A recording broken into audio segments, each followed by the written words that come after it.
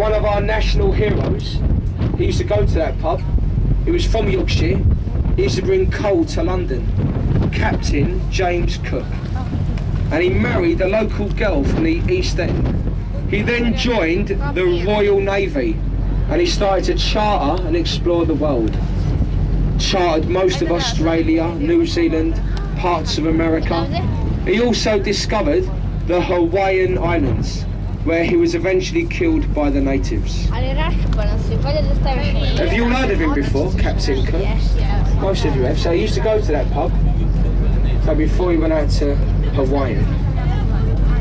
Away to your left is Whitechapel, about 5 minutes away. And that is where the Jack the Ripper murders took place, 1888. The red brick building on the left, flats and apartments, built in that special design so that each apartment gets a view of the river. You see, if you've got a view of the river, it doubles the price of the property. And that's what they've done there, look, sold each one with a view of the Thames. I prefer the older buildings though. Look on the right there, Globe Wharf. That was a rice mill. That building, it's over 100 years old. A rice mill years ago, a lot of rice in there and a lot of rats. Said to be the most rat-infested warehouse in the river years ago. Giant rats in a rice mill. One of those apartments at the riverfront, about £1 million each. And if anyone's interested, there's one for sale on the top floor. Next door to me. So a lovely couple in there. They're moving away shortly. They're emigrating. I say just shy of £1 million each. On your left-hand side, the red brick building, the Narrow. That is a restaurant and it is owned by Gordon Ramsay, a celebrity chef. That's the Narrow at Limehouse on the left. In front of us, after Limehouse, Poplar. After Poplar, you've got East London. So the East End is behind us now, a very small area. Also over there, Bethnal Green, where the infamous gangsters came from, the Cray twins. Back in the 60s, a lot of organised crime in the capital. So there was gangs over in the south, but in the East End, very famous brothers, the Cray twins. All of the Cockneys, they all lived there once upon a time. They've all left today, so not too many Cockneys left over there. You will find that most of them have moved away. Essex, Spain, so not too many Cockneys left over there. So I knew a few of the old Cockneys. They used to work on the river with us. So a lot of them, so they've all moved out of here, they've all escaped, they've all gone down to the counties. There's still a lot of immigration in the East End, Irish, Jewish, Bangladeshi, say a big cosmopolitan area now, the old East End. On the right, you see the tide dropping again. A lot of sand on the right, you see that sandy shore, very clean the river. So I mentioned earlier, there's a lot of fish back in the Thames. Lots of eels, jellied eels. Say we catch a lot of eels out of the river, flatfish. We get porpoises that are like small dolphins. And about 4 or 5 years ago, a 15-foot whale came up the river. I'm sure some of you remember this. Yes, a whale came up the Thames. A big bend on the left in front of us, just over the treetops on the left. Look through the gap in the buildings. You might, just through the gap in the trees, see the O2 Arena, the Millennium Dome. It's only a quick view, just through the gap in the trees on the left there. Right in the distance, there it is. Just shows you how big the bend is in front of us. The O2, it has been built on the front of the River Thames. So to get round to the O2, a big horseshoe shape. It's called the Isle of Dogs. It wasn't always called the Isle of Dogs. It used to be called Stepney Marshes. This was marshy fields. But on the left there, where that river wall changes, that is where they dug a canal in the 1800s for the sailing ships. Instead of sailing all the way around, on a high water, they could cut across. It turned the area into an island. And where the dogs come from was Henry VIII. When he lived at Greenwich, he liked hunting. And this is where he kept all the dogs on the fields on the left. Now you see that aeroplane very low up there where it's going to land shortly. at London City Airport. Just misses that Canary Wharf Tower, just literally flies above it there. And that is why there's a flashing light on the top of the tower. It does get very foggy down here during the winter. So they do come in very close, landing at London City Airport. It's only about 4 miles away. Where they take off from, well, further down the river, there's a massive dock system, the Royal Docks. That's where all the big ships used to go years ago. And along the quayside of the dock, that is the runway for the aeroplanes. Now when we have the Olympics next year, that is where they're going to do the rowing. The rowing won't be on the river. We do a lot of rowing on the Thames. You've got Cambridge and Oxford, the Doggett's Coat and Badge race, all raced on the river. But say the rowing, that's going to take place in the Royal Docks. And we're pretty good at the rowing. So we got a lot of gold medals at the last Olympics for the rowing. And one of those gold medalists, he works on the river with us. Mark Hunter, he won a double sculls, and he's going to row again next year at London 2012. So he's also a freeman of the river, Mark Hunter. Might have heard of him. Well, ladies and gentlemen, you see a lot of flats here and apartments, so this was the busiest river in the world years ago. We also had a dock on the right. That's the only dock on the south side of the river, the Surrey Docks. Now, why they called it Surrey, years ago, before this was called Greater London, this was the county of Surrey. So places like Bermondsey, Peckham, New Cross, Deptford, this was all Surrey years ago. And in the early 1900s, that is when they formed Greater London. Now when you get down to Greenwich, where we're going to next, that used to be called Kent.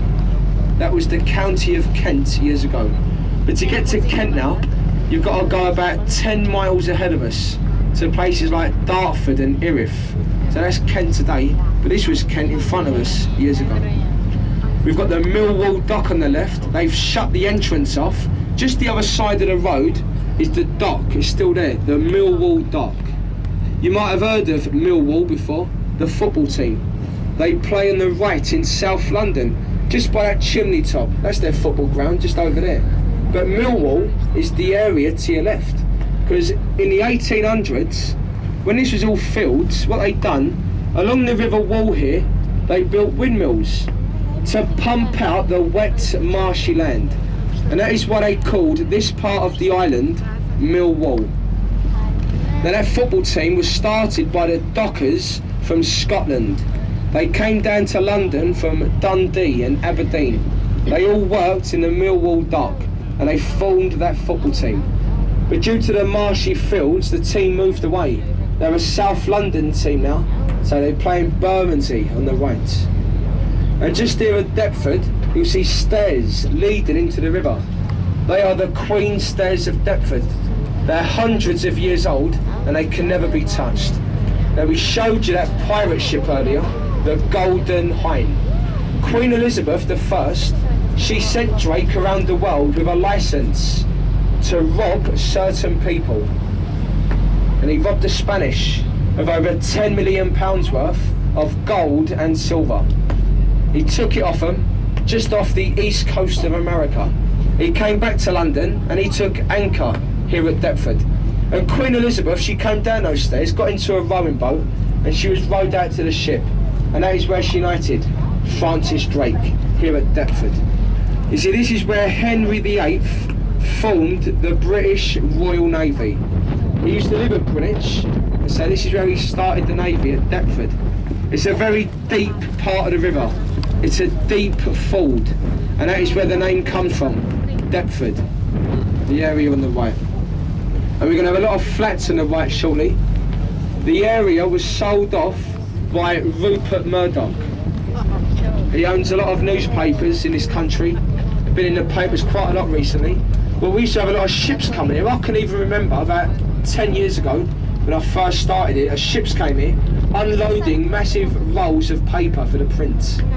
I say it all finished about 8 or 9 years ago.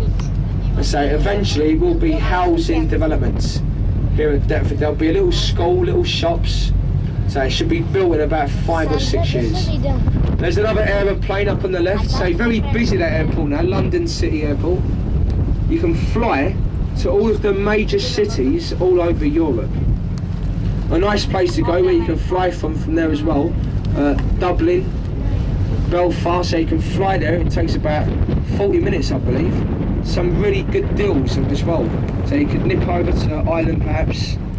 So lovely little airport down at City. There's Deptford Creek on the right. This creekway used to be working years ago. On the high tide, barges used to go up there delivering all sorts of cargo.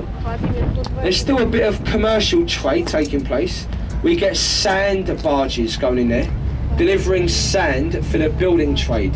So quite a bit of building taking place up the creek. But at low tide, in about 2 or 3 hours time, you see all the dock will empty, just be mud. So at low tide it dries out a bit, but it used to divide Surrey and Kent. So all it divides now is Deptford from Greenwich. And there in front of us, the large white buildings with the black domes on the roof, the old Royal Naval Colleges. They were designed by Sir Christopher Wren. A naval college years ago, also a naval hospital. It's now a university for the borough of Greenwich. And Greenwich is a massive place now, so it goes right the way out, nearly as far as Welling, Bexley Heath, which is quite far away from here. So it's a massive borough, Greenwich, and that's the local university. Just behind the black domes is the Maritime Museum, and that is free to enter. Years ago, it was the Queen's House, the royal residence of Greenwich. You can't see it from here, but so that's the Maritime Museum. You can see how low the tide is now. Look on the right, and there's a tug in the river. Can you see it there? Look, quite deep, some of those tugs on the Thames. That'll be floating in the early hours of the morning. So the next high water will be at about 2 o'clock in the morning.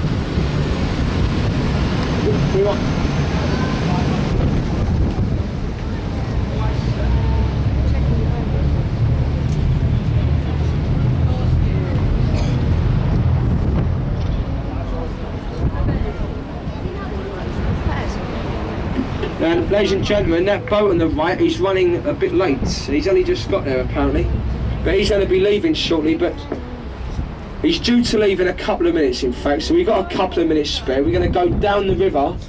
I can see some of you have got your cameras. You're going to get a lovely picture here of Greenwich. We don't normally do this, say, because we have our break here. We normally go straight into the pier, but we'll go by. If you look on the right, there's quite a lot of scaffolding there. You've got the glass dome. That's the foot tunnel, Greenwich. Look next to it, can you see the Cutty Sark under repair? Just to the left of the glass dome. She's going to be reopened in September. The famous tea clipper, Cutty Sark. She caught fire about 5 years ago. So they're going to rebuild her. She'll be open very shortly. There's the other entrance to the foot tunnel. So you can walk beneath the river completely free. There's a festival on the right, I didn't even realise, so we haven't been down here today yet. There's a festival on the right, but this picture is very famous. What you're going to see here has not changed for over 300 years. It has been painted by some very famous artists. One of them, Canaletto. He actually sat on the left on the Isle of Dogs painting this famous scene. There is actually one difference to this. You see the Maritime Museum, look in front of it, you see the cars. They've put a main road right through there, the Greenwich Lower Road. They say never was there years ago, of course. But there's the college and the Maritime Museum. Behind that is the park. At the top of the park, the observatory. That is standing on 0 meridian. That is where east meets west. Look on top of that building, can you see the red ball on the T-bar? That is where we get GMT, Greenwich Mean Time, worldwide time, ladies and gentlemen.